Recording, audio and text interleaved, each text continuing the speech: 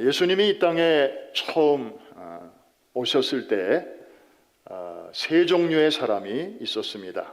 첫째는 방해꾼, 둘째로는 구경꾼, 셋째로는 일꾼들이 있었습니다. 방해꾼은 누굽니까? 예수님이 오시는 것을 방해하려는 세력들이죠. 영적으로는 사탄, 그리고 보이는 세계 속에서는 사탄의 사주와 충동을 받았던 사람들. 우리가 창세기를 통해서 공부했듯이 바로의 이집트의 바로 왕, 또 그랄의 아비멜렉 왕, 이런 사람들이죠. 아브라함의 자손으로 오시는 메시아의 길을 회방하려고 시도했습니다. 실패로 끝났지만, 그 다음에 사울 왕, 그리고 유다의 아달랴라고 하는 여왕, 이런 사람들은 사단의 충동을 받아 다윗의 목숨을 끊으려고 했습니다. 왜냐하면 메시아가 아브라함과 다윗의 자손으로 오신다고 하는 것을 잘 알고 있었기 때문입니다. 그러다가 예수님이 탄생하셨을 당시에는 헤롯 대왕을 또 사탄이 조종해서 아기 예수의 생명을 노렸습니다. 그러나 다 저들의 시도는 수포로 돌아가고 말았습니다. 방해꾼들입니다. 그런데 일꾼들이 또한 있었습니다. 주님이 이 땅에 처음 오시는 그 길을 예비했던 사람들, 참 고마운 분들이죠. 그리고 귀한 분들입니다. 누굽니까? 구약의 모든 선지자들입니다. 모세로부터 시작하여 말라기에 이르기까지 이들은 메시아가 오실 것을, 아직 오시지 않았지만 오실 것을 사람들에게 계속해서 외치고 또 외쳤던 것입니다. He will come. The Messiah will come for us to save us. 우리를 만나러, 우리를 구원하러 그분이 오실 것이다. 그런데 이 모세로부터 말라기까지의 모든 선지자들은 메시아를 만난 적이 없습니다. 그냥 멀리서 보고 성령의 감동을 받아 그 메시지를 그냥 전했을 뿐이고 기록했을 뿐입니다. 그런데 실제로 예수님이 이 땅에 오셨을 때 그와 동시대 사람으로 태어나서 그 예수님을 직접 만나고, 그리고 그가 메시아인 것을 알아보고, 그리고 그 당시 사람들에게 메시아를 소개했던 선지자가 있었습니다. 바로 세례 요한이었습니다. 그런 선지자는 그 사람밖에 없었습니다. 특별한 선지자였습니다. 또 하나 세례 요한이 특별한 점이 있습니다. 예수님의 오실 것에 대해서 구약의 선지자들이 예언한 것까지는 우리가 다 이해할 수 있어요. 그런데 세례 요한이 선지자인데 그가 예수님보다 앞서서 등장해서 어떤 일을 할 것이다 라고 그 이전에 선지자들이 예언했던 그런 선지자, 세례 요한밖에 없습니다. 이사야 40장 3절 말씀을 보면 세례 요한이 세상에 태어나기 550년 전에 하나님께서는 이사야를 통하여 그가 태어날 것과 그가 해야 할 일을 말씀해 주셨는데, 자, 지금 우리가 저 규절을 하나 읽을 것인데 저기에 세례 요한이라는 글씨는 없지만 세례 요한이 들어 있습니다. 다 같이 한번 큰 소리로 읽겠습니다. 시작. 외치는 자의 소리여 이르되 너희는 광야에서 여호와의 길을 예비하라. 사막에서 우리 하나님의 대로를 평탄하게. 외치는 자의 소리, 저 표현이 바로 550년 후에 이 세상에 태어날 세례 요한을 가리키는 표현이었습니다. 그가 와서 어떤 일을 할 것인가 하는 것을 말라기 선지자는 좀 더 구체적으로 예언을 하고 있는데 3장 1절 같이 한번 보겠는데요. 저기도 세례 요한이라는 표현은 없지만 세례 요한을 가리키는 표현이 숨어 있습니다. 같이 한번 읽으면서 찾아보십시오. 시작. 만국의 여호와가 이르노라. 보라, 내가 내 사자를 보내리니 그가 내 앞에서 길을 준비할 것이요 또 너희가 구하는 바 주가 갑자기 그의 성전에 임하시리니 곧 너희가 사모하는 바 언약의 사자가 임하실 것이라. 내 사자를 앞서 보내리니 라고 말씀하셨는데 바로 세례 요한을 가리키는 표현입니다.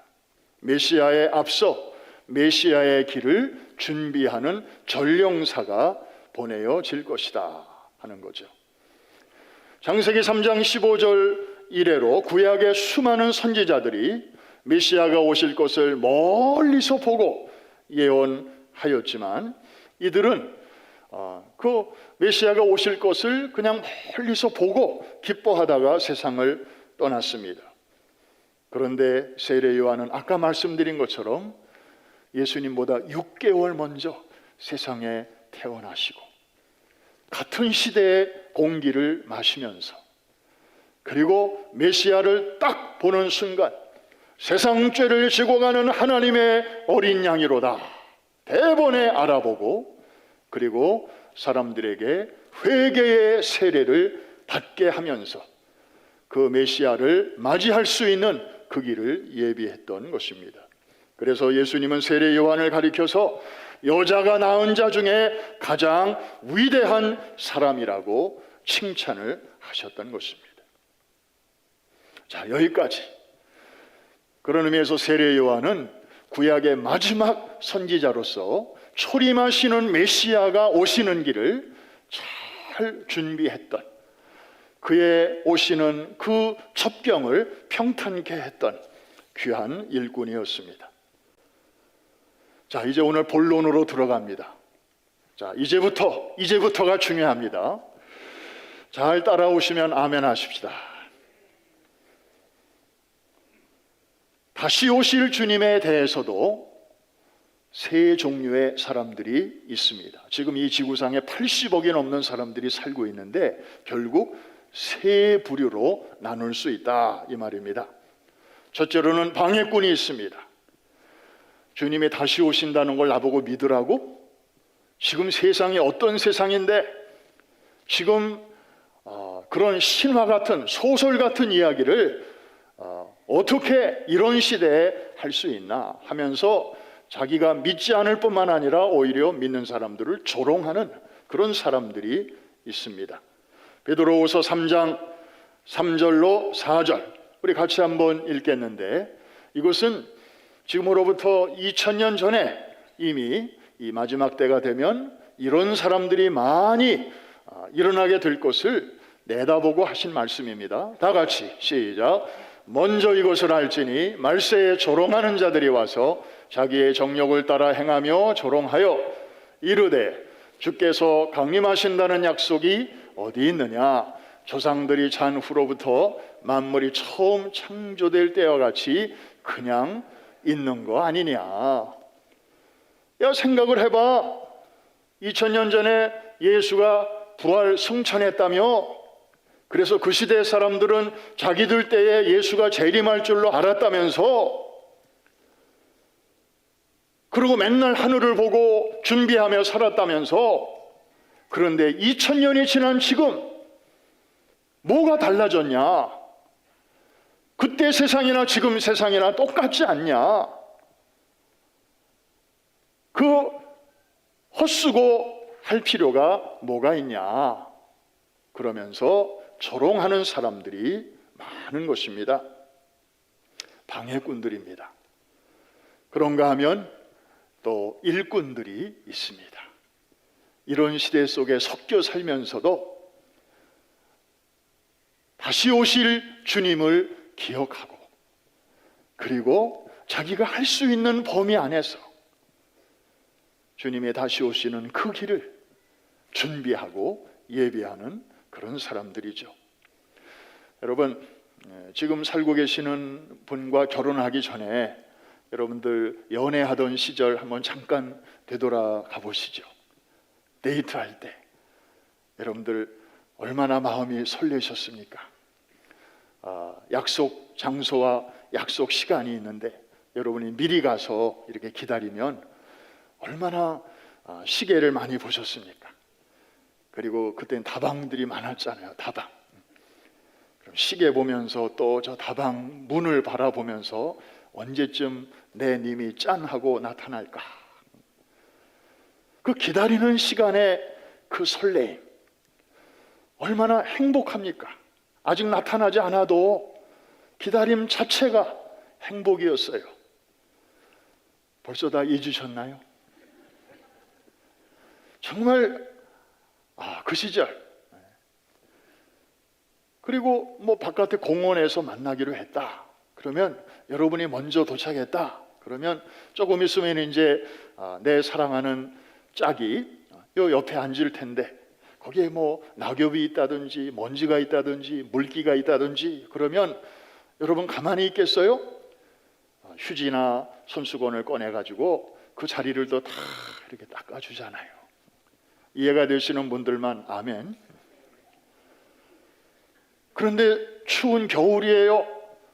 이렇게 닦다 보니까 너무 차가워요. 그러면 어떻게 해요? 자기가 거기 가서 한 5분쯤 앉아 있어요. 자리를 이렇게 데워놓는 거예요. 따뜻한 자리에 좀 앉게 하려고. 그러니까 마음으로는 기다릴 뿐만 아니라 몸으로는 액션, 거기에 따르는 행동이 나타나는 거죠. 이게 진짜 사랑하는 사람의 정상적인 모습입니다. 뭐 약속 시간이라고 해서 가서 앉아 있는데 뭐 기다리는 마음도 없고 올라면 오고 말 테면 말하지 뭐. 그리고 심지어는 오늘 안 나타나면 좋겠다. 예를 들어서 그런 마음으로 가서 앉아 있다면, 그런 마음으로 예배하고 있다면 정상입니까?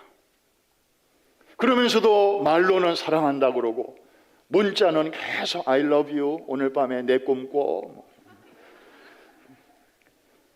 이게 진짜냐고요. 찬송으로는 I love you, 주님 사랑해요 하면서도 실제로 다시 오실 주님에 대한 기대하는 마음이 없고 행동이 따르지 않는다면 한번 따라합시다. 문제 있다. 결혼식을 앞둔 젊은이는 아무렇게나 살지 않습니다. 관리합니다. 몸을 관리합니다. 아무거나 먹지 않습니다. 살찌면 안 되니까. 옷이 안 맞으면 안 되니까.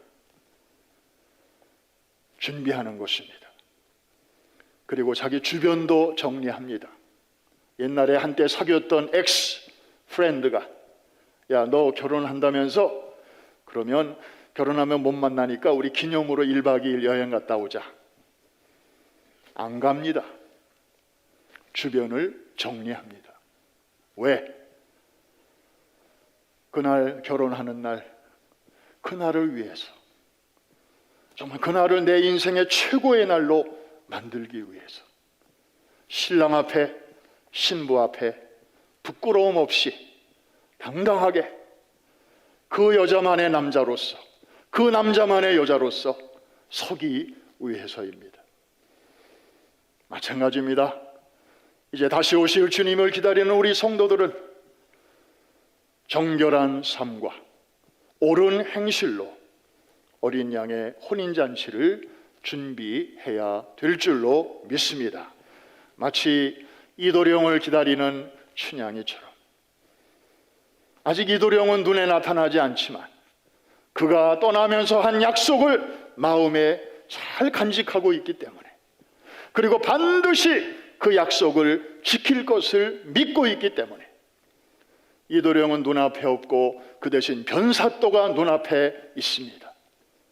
그러면서 달콤하게 달래기도 하고 때로는 무섭게 협박하기도 하지만, 그러나 거기에 휩쓸리지 않고 오실 님을 기다리면서 그날에 부끄러움 없이 만날 날을 고대하면서 잘 참고 기다렸지 않습니까? 그러다가 결국에 그날에 이도령이 금이 환영하는 그날에 변사또에게는 최악의 날이 되었고, 그동안 참고 정절을 지켜왔던 춘향이에게는 최고의 날이 되었던 것처럼 말입니다. 사랑하는 성도 여러분, 세례 요한은 초림하신 주님의 길을 예비했던, 그래서 주님으로부터 칭찬을 받았던 그런 그 시대의 일꾼이었다면, 이제 우리의 사명은 무엇입니까? 다시 오실 주님의 길을 예비하는 귀한 사명이 바로 우리 모두에게 주어져 있는 줄로 믿으시기를 바랍니다. 이런 일을 잘 하라고 하나님께서 우리의 생명을 아직 데려가지 아니하시고 이 코비드가 춤추는 이 세상 한복판에 우리를 여전히 남겨놓으신 것입니다. 자, 새해가 밝았는데 이제 나도 주의 길을 예비하면서 좀 살기는 살아야 되겠는데 어떻게 해야 되나? 아마 마음은 있는데 좀 막막한 분들도 계실 것입니다. 한 가지를 기억하시면 도움이 되실 것입니다.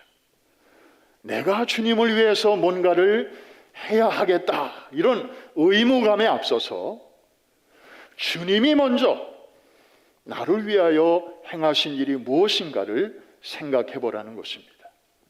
성경을 보니까 우리 주님께서는 한 개인이나 혹은 한 민족을 위해서 너무나 귀한 일을 해 주셨습니다.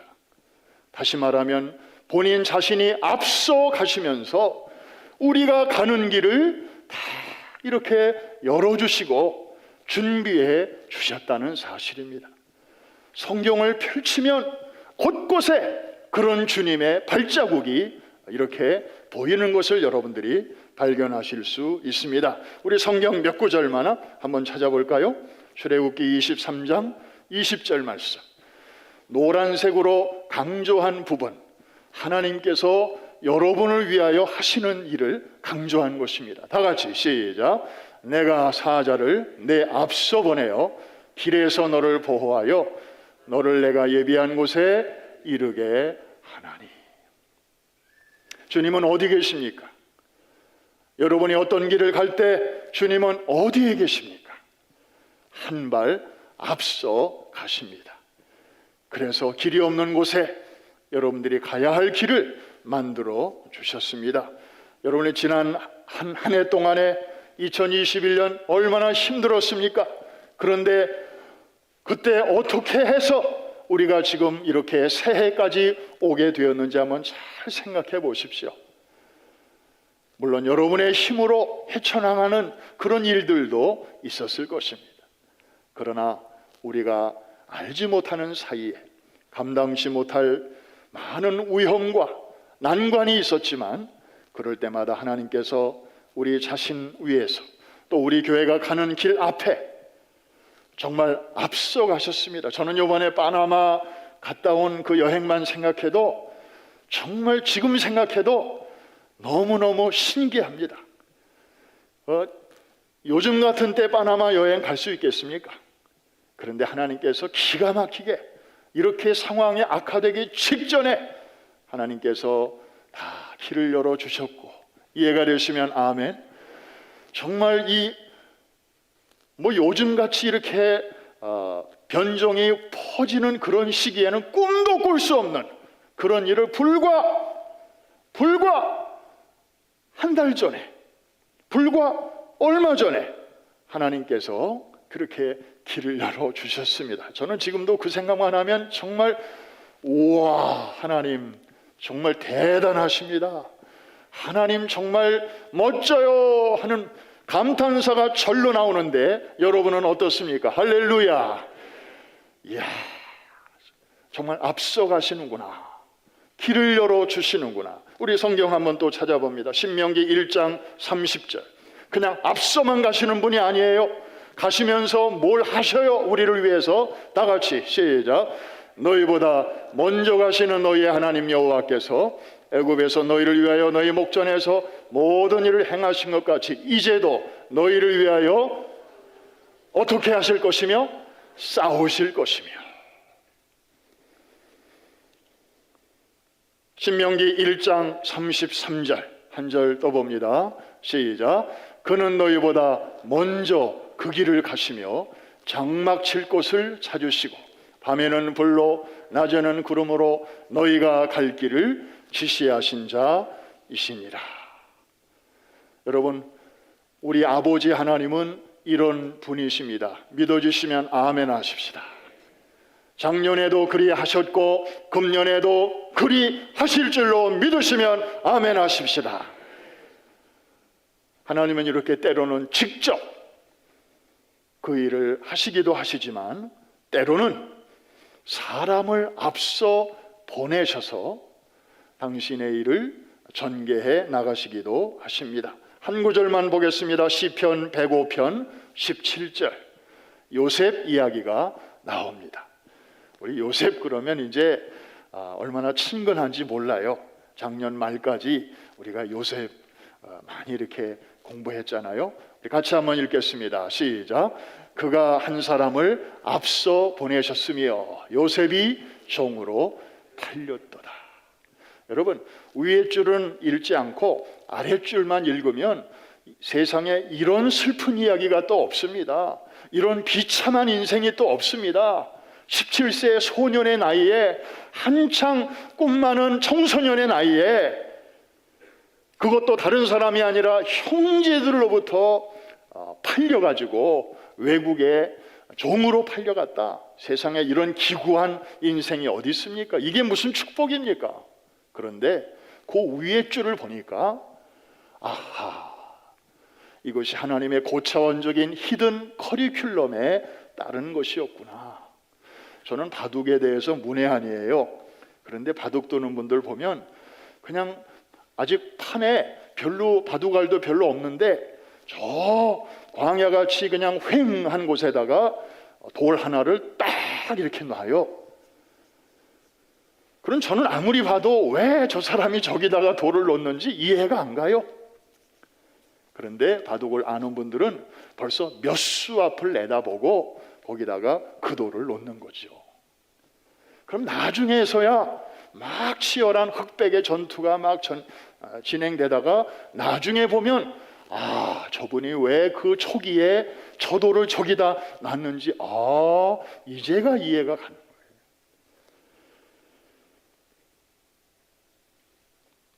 하나님께서는 요셉을 왜 먼저 보내셨습니까? 그를 통하여 훗날 야곱의 그 70인의 권속을 이집트로 가족 이민 시키시고 거기서 고센 땅에서 12지파가 형성되게 하시고 12지파를 통하여 이스라엘 민족이 이루어지게 하시고 그러면서 모세를 통해서 이제 출애굽이 이루어지게 하시고 그리고 광야 연단을 거친 후에 여호수아를 통해서 이제 아브라함 때부터 주시고만 약속하셨던 가나안 땅을 선물로 주시기려고 하나님께서는 그 멀리까지 500-600년 후에 되어질 일까지 다 내다보시고 요셉이라고 하는 그 한 사람을 미리 앞서 보내셨던 것입니다. 와, 저는 이런 스토리를 생각하면 현기증이 막 나요.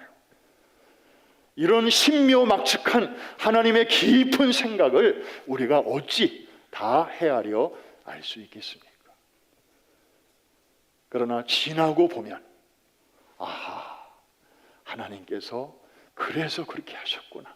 요셉이라고 하는 돌을 저기다가 저렇게 딱 놓으신 거였구나. 이런 하나님이 금년에도 여러분의 삶을 빈틈없는 치밀한 섬세한 손길로 인도해 주실 줄로 믿어지시는 분들만 아멘 하십시다. 그렇습니다. 하나님은 이렇게 직접 앞장서시기도 하고 때로는 눈에 보이는 사람들을 통해서 우리의 앞길을 예비하시기도 하는 것입니다. 지난 2년 동안 코비드 시대 속에서도 하나님은 여전히 일하셨습니다. 앞서 가시면서 길을 만드셨습니다. 우리 교회가 2년 동안 아무 일도 못한 줄로 알았습니다. 그런데 엊그제 10대 뉴스를 이렇게 보면서 와, 하나님이 정말 열심히 일하셨구나. 우리 교회를 사용하셔서 이런 일도 하시고 저런 일도 하셨네 하면서 정말 그 맹렬히 앞장서서 나가시고 싸우시고 일하시는 그 하나님을 우리는 만날 수가 있었습니다. 온라인 선교 하나만 보더라도 그렇습니다. 여러분, 사도 바울 시대에는 로마 제국을 하나님이 사용하셨어요. 그래서 가는 곳마다 길을 만들었어요. 물론 그들은 군사적인 목적, 경제적인 목적으로 길을 만들었죠. 그런데 하나님께서는 그들이 만들어 놓은 길을 통해서 사도 바울 일행이 복음을 들고 그 시대의 세계 각처로 들어갈 수 있도록 인도해 주시고 섭리해 주셨습니다. 할렐루야. 그런데 그 하나님이 오늘날에는 누구를 사용하십니까? 소위 구글, 또 뭐 아마존, 또 뭐 페이스북, 요즘은 메타로 이름이 바뀌었죠. 이런 소위 빅텍 기업들과 그리고 정말 머리가 엄청 좋은 그런 사람들을 통해서 인터넷 하이웨이를 쫙 깔아놓으셨어요. 어느새 우리가 모르는 사이에. 그래서 이게 전 세계 지구촌 곳곳 뭐 저 아마존 밀림까지 안 들어가는 데가 없어요. 이 길이 다 깔렸어요. 그래서 우리가 좋은 내용을 올리기만 하면 그저 사람들이 막 이것을 막 널리 전파하는데 정말 5대양 6대주까지 하나님의 선교가 지난 2년 동안에 이루어지게 하셨는데 이것은 팬데믹 이전 시대에는 우리가 꿈도 꾸지 못했던 그런 일들이에요. 이 모든 일을 하나님이 다 하신 줄로 믿습니다. 주님이 금년에도 여러분 앞서가시며 길을 열어주시고 싸워주실 줄로 믿습니다. 그 주님이 금년에도 우리 교회가 가는 길에 그 앞장서시고 또 길을 만들어주시고 또 어려운 도전과 난관을 만날 때마다 지난번 파나마 때도 도와주신 것처럼 그렇게 길을 열어주시고 막을 것을 막아주시고 목적지에까지 넉넉히 이룰 수 있도록 인도해 주실 줄로 믿습니다. 여러분, 우리말에 주책이라는 말이 있어요. 보통 때 그냥 쓰면 상대방 기분 나쁩니다. 당신 주책이야. 그러면 이거 아주 욕처럼 들립니다. 그런데 우리는 그 말을 거룩하게 재해석합니다. 주님이 책임져 주시는 사람, 줄여서 주책입니다. 주님이 앞서가시고 길을 열어주시고 또 어려움 만나면 싸워주시고 그래서 목적지에까지 무사히 이루도록 책임져 주시는 사람. 옆에 계신 분에게 한번 인사하겠습니다. 그대는 주책입니다. 오늘 집에 가시면서 차 안에서 부부 사이에도 이 덕담을 잘 건네시기 바랍니다. 그런데 이거 오해하면 큰일 나요. 이해할 만한 사람들이니까 사용하셔도 좋습니다. 여러분, 눈만 뜨면 귀만 열면 들려오는 뉴스, 코비드 팬데믹, 위드 코로나, 뉴 노멀 뭐 이런 단어들로 온통 도배된 뉴스와 정보 속에 우리가 지금 살고 있습니다. 이러다 보니까 정말 살아계신 하나님을 향한 그 확실한 믿음과 소망의 줄을 붙들지 못하는 사람들은요 지금 정신없습니다. 새해가 밝았는데도 지금 뭐 이게 새해인지 뭔지 그냥 불안하기 짝이 없는 거예요.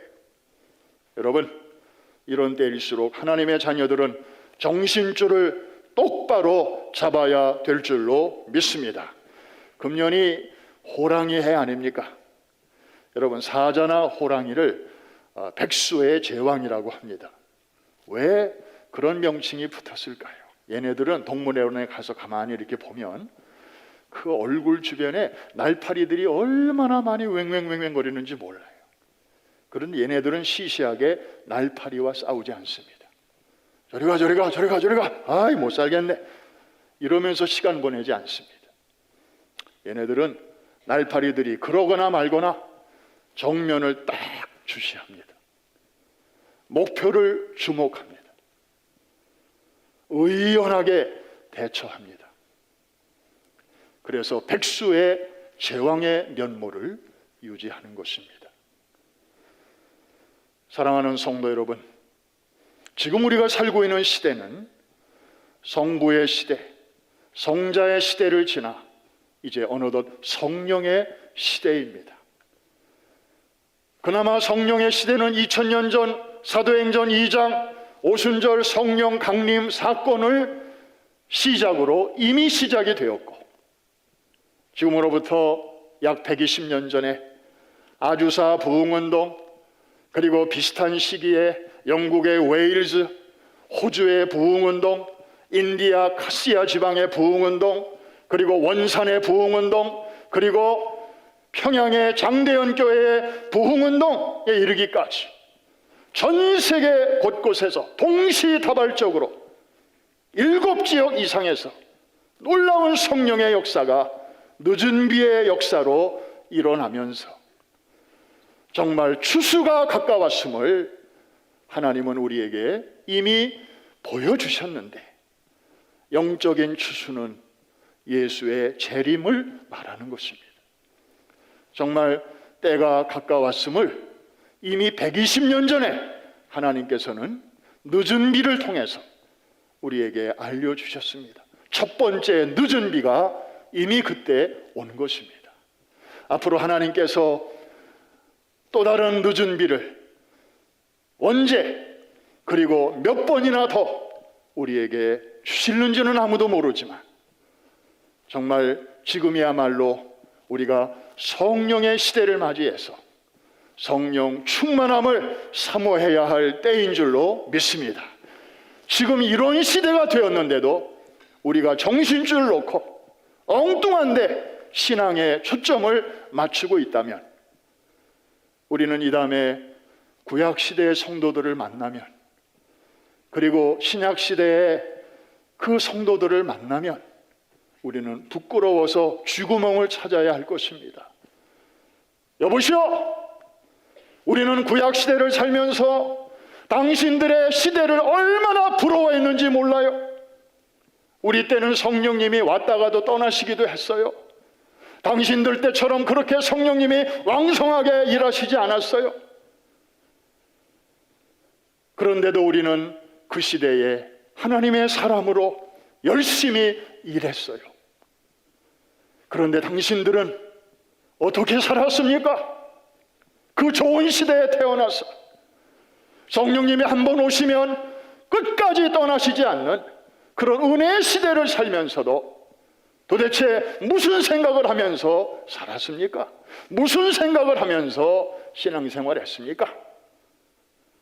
그들이 꾸지람을 한다면 우리는 할 말이 없게 될 것입니다. 다시 오실 주님을 위한 길을 만들며 사시기를 주의 이름으로 축복합니다. 그 첩경을 평탄케 하시기를 바랍니다. 주님을 모르는 사람들, 무관심한 사람들, 구경꾼들이 너무 많은 이 시대 속에서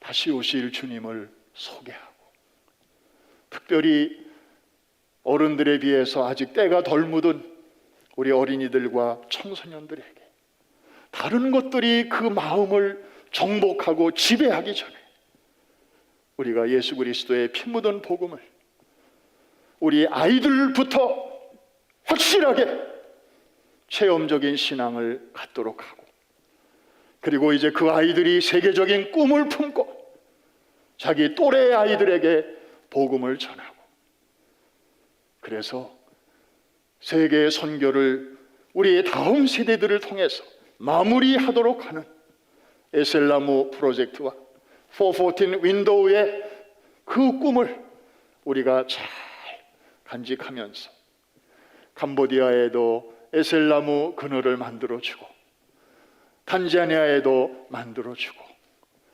곳곳에 복음의 그늘을 잘 만들어 주면서 다시 오실 주님의 길을 예비하는 뜻있는 한 해가 될 수 있기를 주의 이름으로 축원합니다. 그런 거룩한 운동에 한 사람도 낙오자가 없이 즐거운 마음으로 다 합류해서 그날의 주님으로부터 칭찬과 영광과 상급과 존귀를 누리시는 복 있는 성도들 다 되시기를 주의 이름으로 축원합니다. 축복합니다. 우리 기도하겠습니다.